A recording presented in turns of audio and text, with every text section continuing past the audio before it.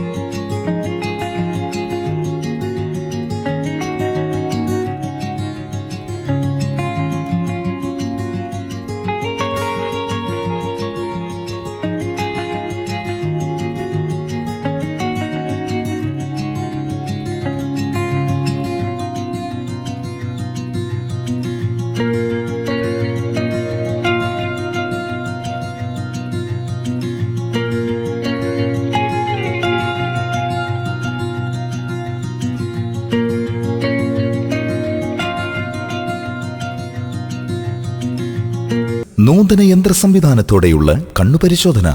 Mangalath opticals, Pulimoottil Plaza,